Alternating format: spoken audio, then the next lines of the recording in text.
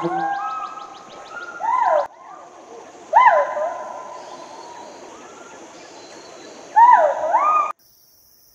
এই ৰেল লাইনৰ এই কাৰেণ্ট যে দেখিছে, কাৰেণ্টৰ লাইনডাল, তাৰ ওপৰেদি যিখন আপুনি দলং দেখিছে, সেইখন আচলতে ৰেল বিভাগেই নিৰ্মাণ কৰিছিলে তেতিয়া মানে হলৌবিলাক পাৰ হ'বৰ বাবে। কিন্তু হলৌবিলাকে খুব কমকৈ ব্যৱহাৰ কৰে, ইমান ব্যৱহাৰ নকৰে।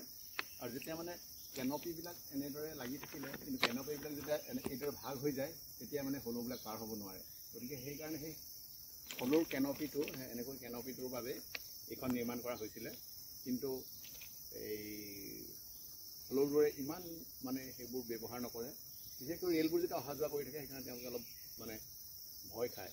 দে আৰ স্কেয়াৰ্ড অফ ট্ৰেইন।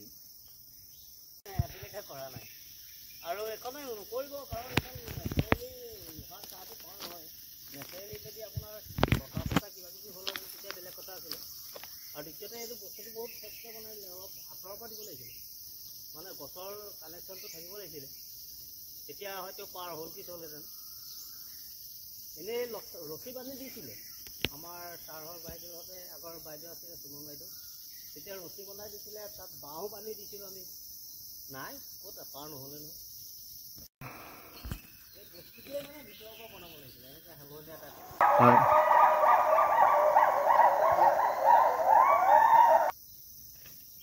ৰছী আছে, সেই আপোনাৰ গছত লাগি আছে এইবিলাক ৰছী। এইফালৰ গছত নাইকিয়া হৈছে। ৰেল লাইনৰ বাবে ৰেল লাইনটো যিহেতু হোলোঙাপাৰা অভয়াৰণ্যৰ মাজেৰে গৈছে, গতিকে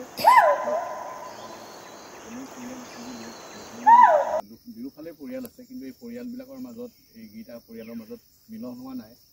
আৰু তেওঁলোকৰ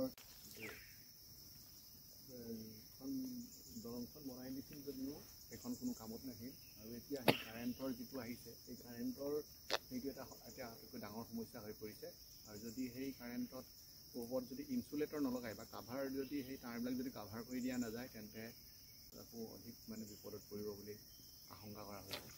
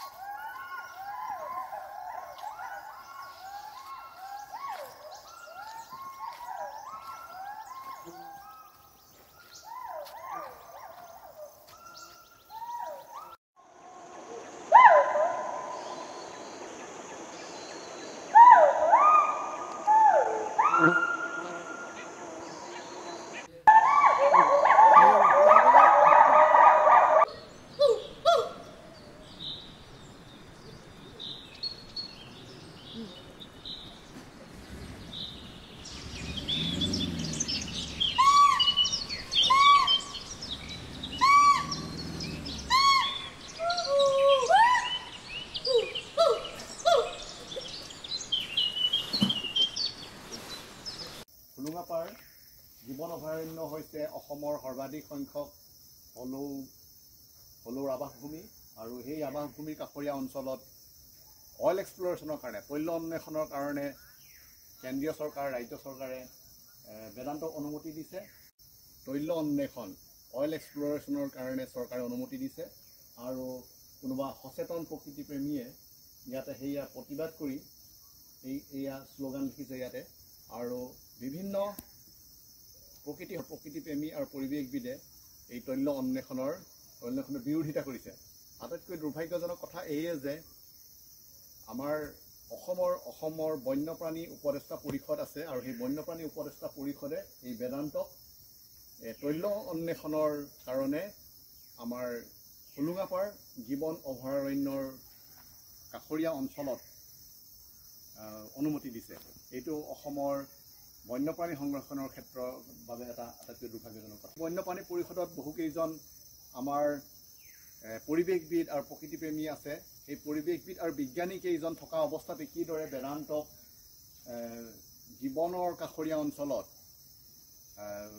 তৈল অন্বেষণৰ কাৰণে অনুমতি দিলে, সেয়া ৰহস্যজনক হৈ পৰিছে আৰু সন্দেহজনক হৈ পৰিছে বিষয়টো। আৰু যদি ইয়াতে তৈল অন্বেষণ হয়, বেদান্ত কোম্পানীয়ে যদি তেলৰ অন্বেষণ চলায় তেন্তে এই অভয়াৰণ্যখন সংকটত পৰিব।